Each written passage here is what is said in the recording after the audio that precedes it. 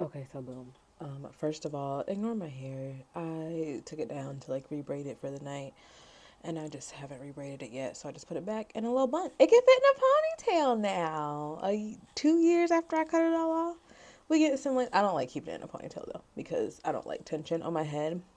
Which I mean, like now makes sense realizing things, but it would give me really bad tension headaches. But anyway, so somehow magically my journal was open to something from October 18th of this year.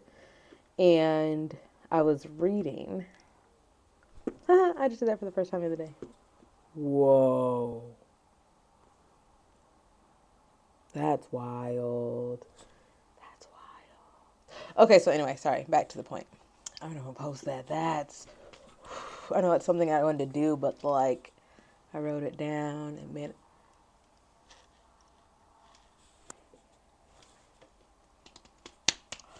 anyways, the reason I thought I was brought here, I don't even know how I got open to this page. Part of me is like the girls were in my bed earlier, so like it kind of might have got flipped. I spilled water on this earlier. Well, here's the real thing. I spilled water on it, which never happens when I'm pouring myself tea at my desk or whatever. I spilled water pouring tea and somehow got all the way back to the second page of this journal that I started on the full moon in October.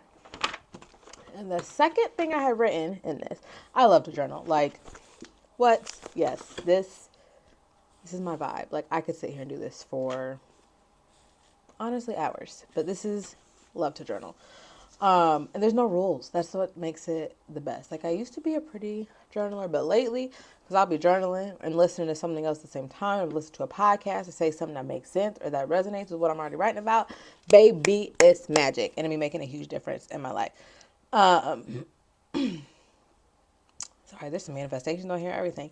But the thing that I came to remind y'all and to tell y'all that I saw and here that I was reminded is that having the courage to uphold our beliefs, even when it is difficult, is essential for effective positive change.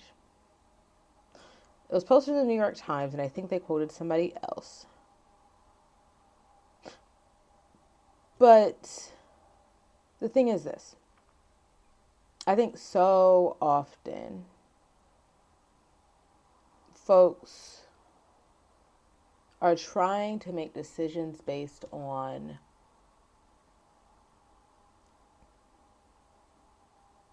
what they think they're supposed to do and not based in their belief system. Because if it is something that you truly believe in, you gonna stand on business about that.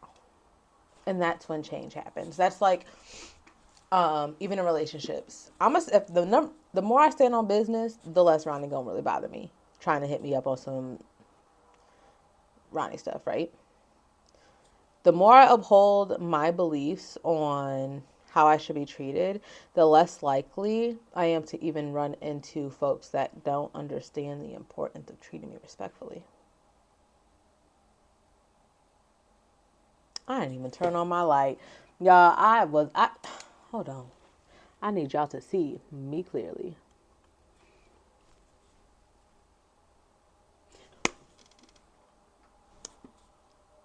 And I remember one time in a session with Betty when I was in therapy, she was like, we teach people how to treat us. And I was like, well, you can't force them. She's like, no.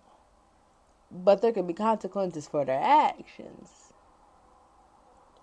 There can be consequences for their motherfucking actions. Y'all finna start getting a little nightly segment called, I don't know, something with robes or bed or head. That's not appropriate. Anyways, having the courage to uphold our beliefs, even when that shit ain't easy, even when it look like everybody else is doing the other thing. If that's your belief, uphold it. Because that is essential for positive change. I don't know who needed to hear this, who this needed to resonate with, but I'm assuming somebody needed to hear it. I mean, it might have been me, but for some reason, I also was like, let me make this video real quick because I need to be making my content. But that's all I have for you. I believe in you. I hope you have a good night. You're beautiful. I would say don't do anything I wouldn't do, but listen, I'll be in the house. Night night, y'all.